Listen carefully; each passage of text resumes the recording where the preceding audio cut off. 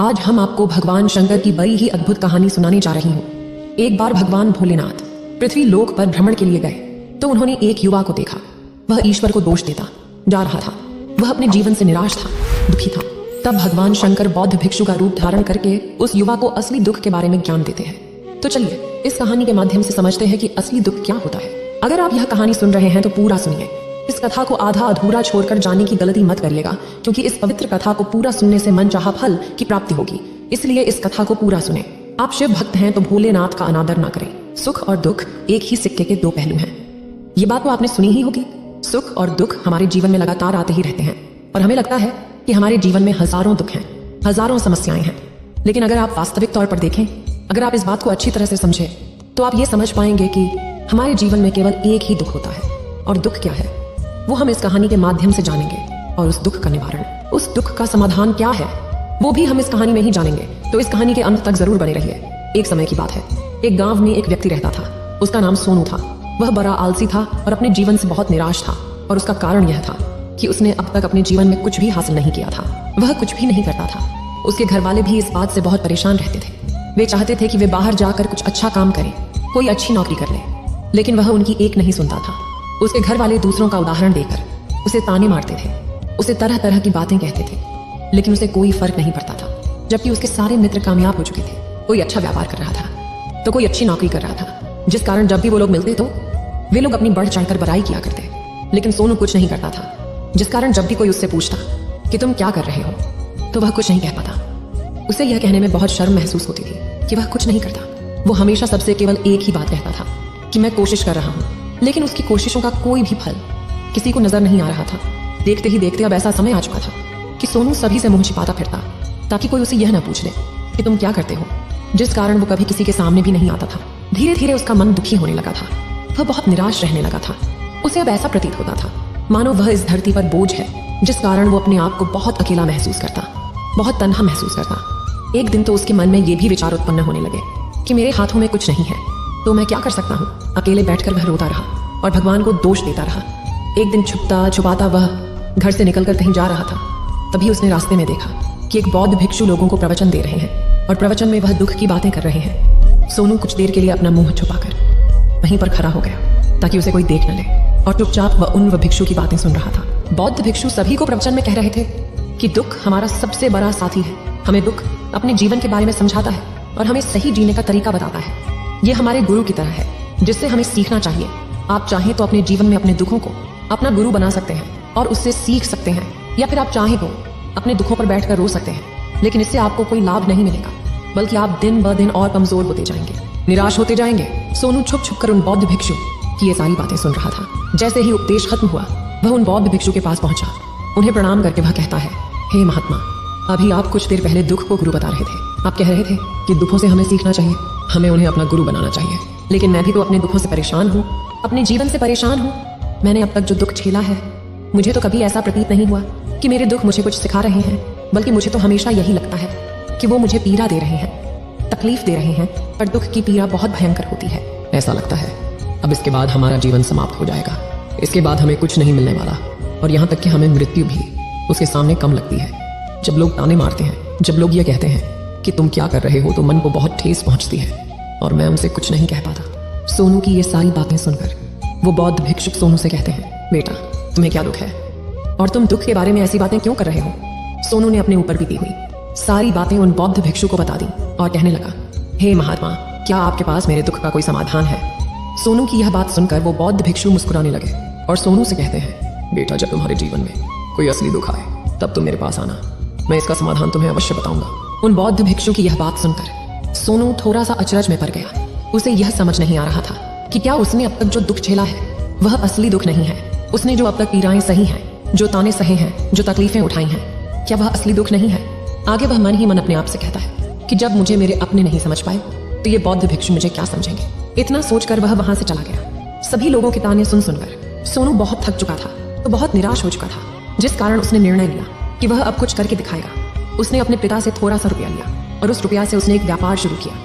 उसके पिता बहुत खुश थे कि कम से कम मेरा बेटा कुछ करने का प्रयास तो कर रहा है, लेकिन उसे व्यापार में कोई सफलता नहीं मिल रही थी, जिस कारण वो बहुत ही हताश हो चुका था। वह बहुत निराश हो चुका था। उसे ये समझ नहीं आ रहा था कि वह क्या करे, किस तरह से अपने व्यापार को आगे बढ़ाए। तभी उसके पिता ने उससे कहा, बेटा कोई बात नहीं, इसी तरह से प्रयास करते रहो, आज नहीं तो कल सफलता अवश्य मिलेगी। सोनू ने अपने पिता की बात मानी और अपने व्यापार में और भी कड़ी मेहनत करने लगा।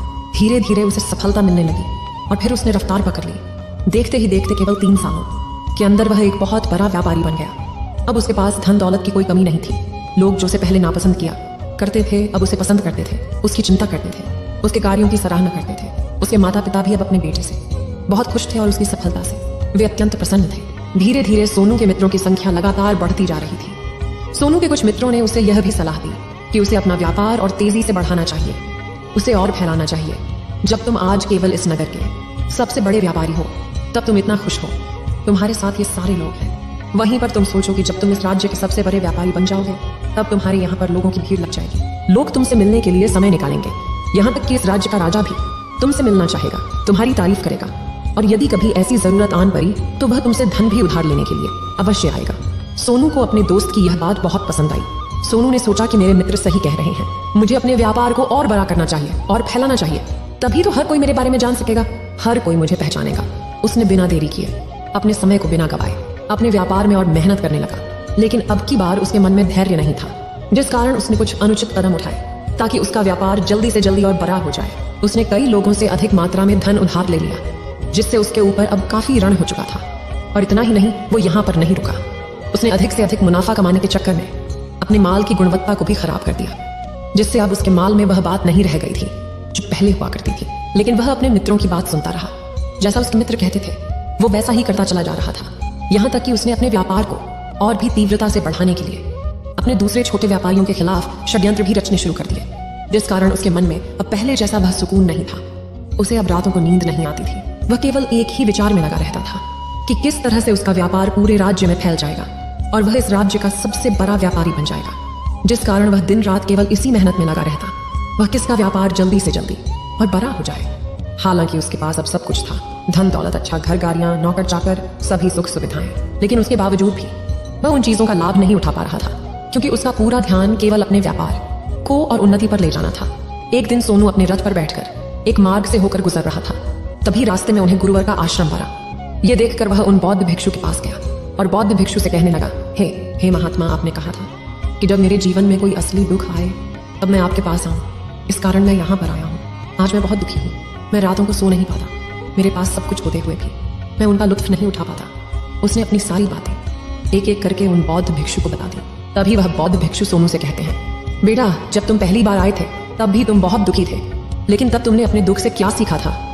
इसके जवाब में सोनू उन बौद्ध भिक्षु से कहता है, हे महात्मा, जब मैं अपने जीवन में कुछ नहीं कर पा रहा था तब मैंने अपने दुखों से यह सीखा था कि केवल सोचने मात्र से कुछ नहीं होगा, उसके लिए हमें कुछ करना भी पड़ेगा और केवल कोई कर्म करना ही हमें सफल नहीं बनाता, बल्कि उस कर्म को उसके अंजाम तक पहुंचाना हमें सफल बनाता है। फिर चाहे रास्ता कैसा भी हो, फिर चाहे परिस्थितियां कैसी भी क्यों ना हो, फिर चाहे कितनी ही बाधाएं आपके रास्ते में क्यों ना आ जाएं, चाहे ऐसा क्यों ना लगने लगे कि अब आपके जीवन में कुछ नहीं बचा और आप कुछ नहीं कर सकते, तब भी हौसला बनाए रखो, उम्मीद न छोड़े और अपने कार्य पर डटे रहो।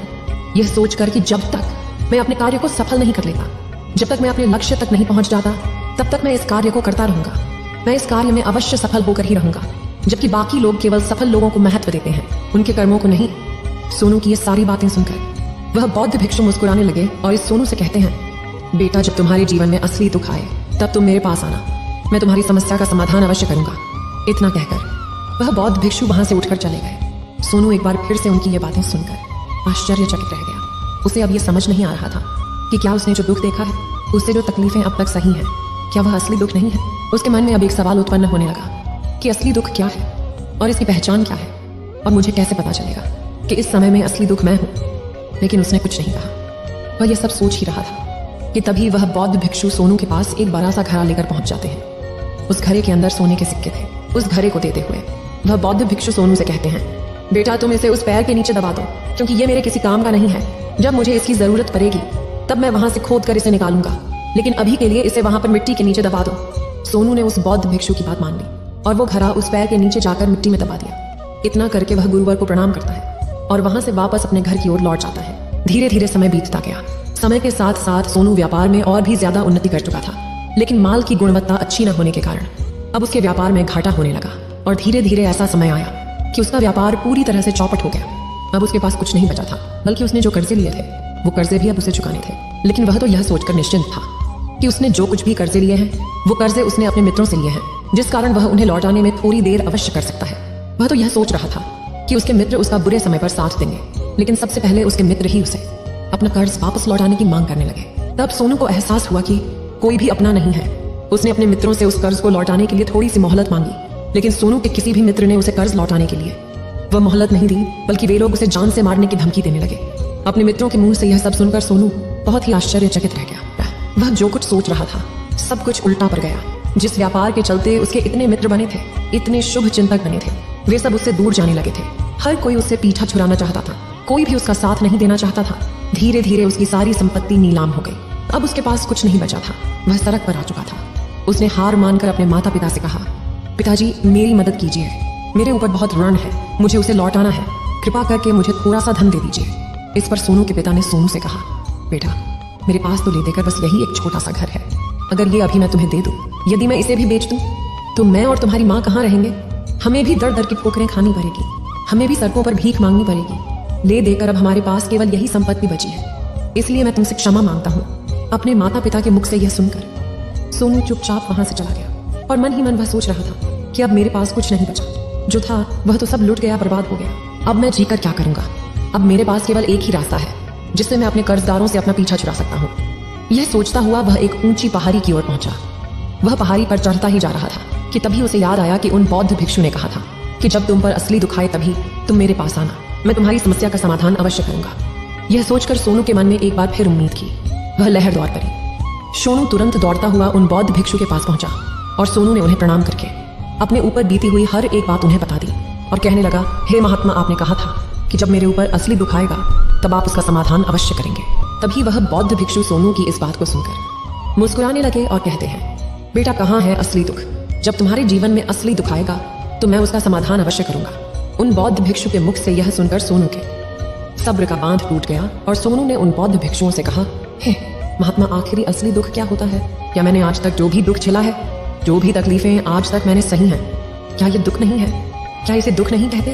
तभी वो बौद्ध भिक्षु सोनू से कहते हैं, बेटा पहले तुम मुझे ये बताओ कि तुमने अपने दुख से क्या सीखा है। इसका जवाब देते हुए सोनू उन बौद्ध भिक्षु से कहता है, हे महात्मा, मैंने तो यही देखा है कि जो लोग तुम्हारी तरक्की में तुम्हारा पीछा करते हैं, तुम्हारे साथ जुड़ते हैं, वो लोग तुम्हें अवश्य धोखा देंगे, क्योंकि ऐसे लोग बुरे समय पर तुम्हारा साथ नहीं देने वाले, बल्कि तुम्हारा फायदा उठाने का ही वह प्रयास करेंगे।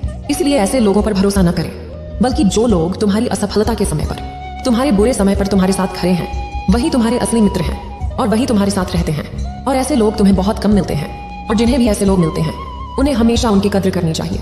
आगे सोनू उन बौद्ध भिक्षु से कहता है कि जब तुम कोई कार्य कर रहे हो तो उसे पूरी ईमानदारी से करो, धैर्य रखो, लालच न करो और अपने लक्ष्य तक पहुंचने के लिए किसी के लिए भी कोई षड्यंत्र न रचो, क्योंकि ऐसा करने से तुम्हारे साथ ही बुरा होगा और तुम्हें हमेशा नुकसान में रहोगे। सोनू की ये सारी बातें सुनकर बौद्ध भिक्षु उस पैर के पास पहुंचे। उन्होंने गड्ढा खोदा और वह घड़ा निकालकर उस सोनू के हाथ में थमा दिया, जिसमें सोने के सिक्के भरे हुए थे।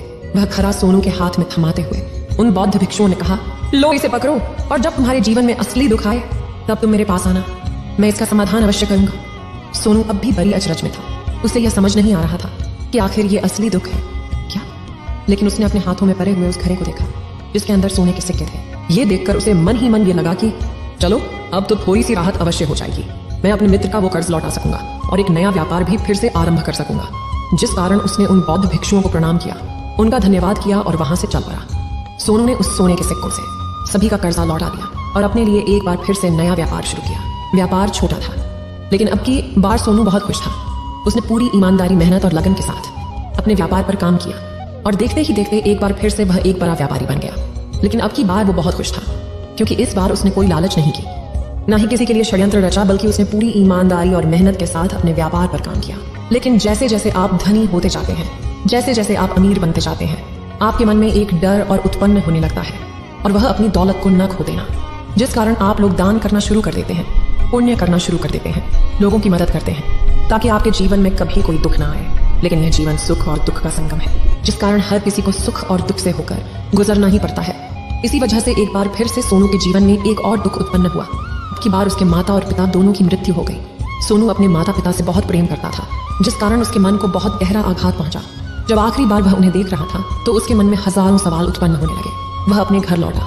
घर लौटकर उसने देखा कि जिस संपत्ति के लिए वह हमेशा लड़ते झगड़ते रहते थे, आज उसकी देखभाल के लिए कोई नहीं था। उसके माता पिता ने जो भी मेहनत की, जो भी अपने जीवन में इकट्ठा किया, सब यही रह गया। लेकिन अब सब कुछ खत्म हो चुका था और सोनू का मन अब बहुत बेचैन हो रहा था। उसके मन में हजारों सवाल उत्पन्न हो रहे थे और वह अपने आप को बहुत अकेला महसूस कर रहा था। उसे बहुत खाली सा महसूस हो रहा था। उसने इधर उधर देखा लेकिन उसे कुछ समझ नहीं आया। तभी उसे उन बौद्ध भिक्षु की याद आई। वे तुरंत ही भागा भागा उन बौद्ध भिक्षु के पास पहुंचा। उसे देखते ही उन बौद्ध भिक्षु ने सोनू से सवाल किया और कहा, क्या बात है बेटा, क्या कोई फिर से दुख आन पड़ा है? तभी सोनू ने कहा, नहीं गुरुदेव, अब तो सब ठीक है, लेकिन आज मेरे माता पिता की मृत्यु हो गई और मैं बहुत अकेला महसूस कर रहा हूँ। मैं बहुत दुखी महसूस कर रहा हूँ, जैसे कुछ खाली सा है, जैसे कुछ अकेलापन सा।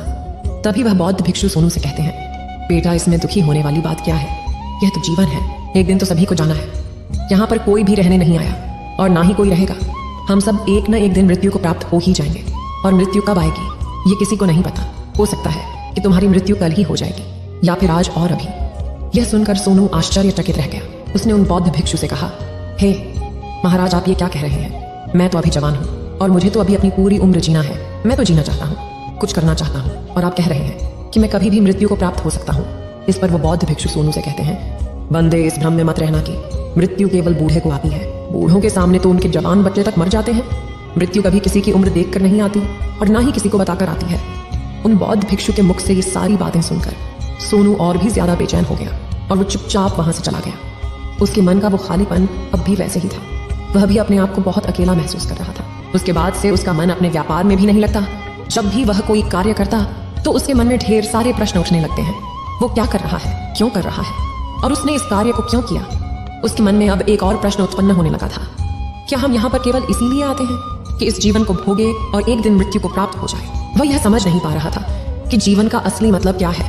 उसने कई विद्वानों से पूछा, अपनी तरफ से जो मुमकिन हो सकता था खोजबीन की, लेकिन उसे कोई भी जवाब नहीं मिल पा रहा था। और जब उसे कोई जवाब नहीं मिला तो उसका दुख और भी बढ़ गया, जिस कारण उसके मन की बेचैनी और भी बढ़ चुकी थी और उसे यह समझ नहीं आ रहा था कि वह क्या करे, कहाँ जाए, किससे पूछे। तभी उसे फिर से उन बौद्ध भिक्षु की याद आई।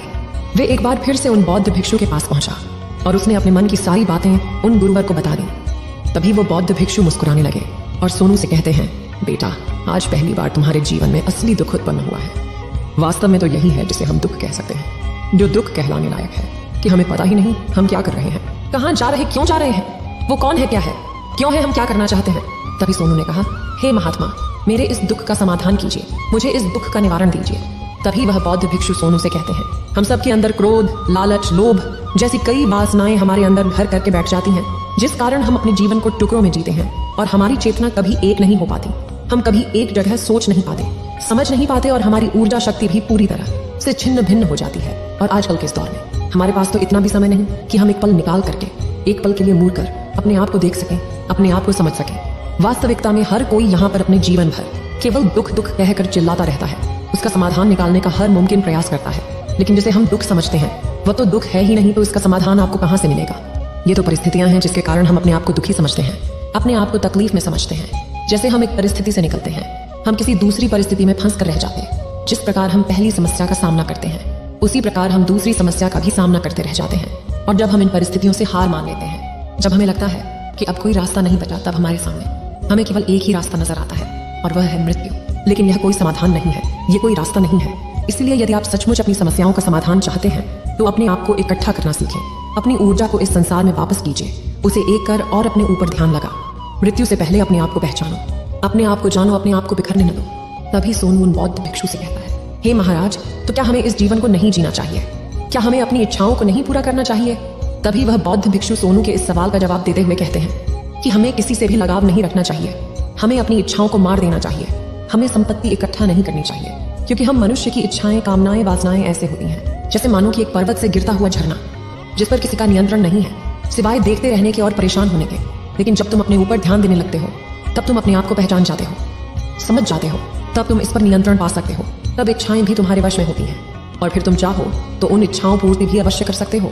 गुरुदेव की ये सारी बातें सुनकर सोनू ने गुरुदेव से कहा, हे महाराज, आपका बहुत बहुत धन्यवाद, आपने मेरी सबसे बड़ी समस्या का समाधान आज कर दिया है। मैं आज से अपने आप को एकत्रित करूंगा।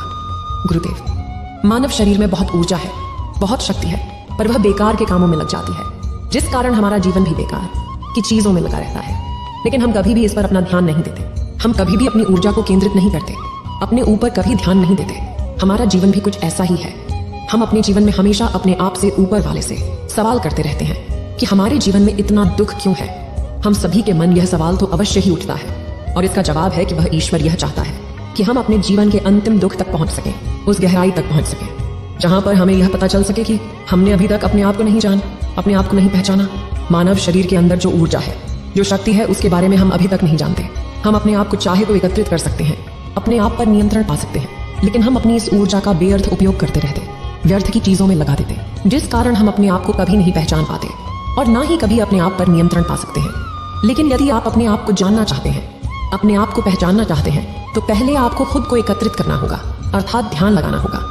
ध्यान से ही आप अपने दुखों की उन समस्याओं का समाधान निकाल सकते हैं, और तभी आप अपने आप को पहचान सकते हैं, जान सकते हैं और अपने जीवन के हर दुखों का समाधान भी कर सकते हैं। इस वीडियो को बोलते समय कोई त्रुटि हो तो मैं क्षमा चाहती हूँ। उम्मीद है आप सभी को ये वीडियो अच्छी लगी होगी। अगर आप शिव के सच्चे भक्त हैं तो चैनल को सब्सक्राइब और वीडियो को लाइक करके कमेंट में हर हर महादेव लिख दीजिए।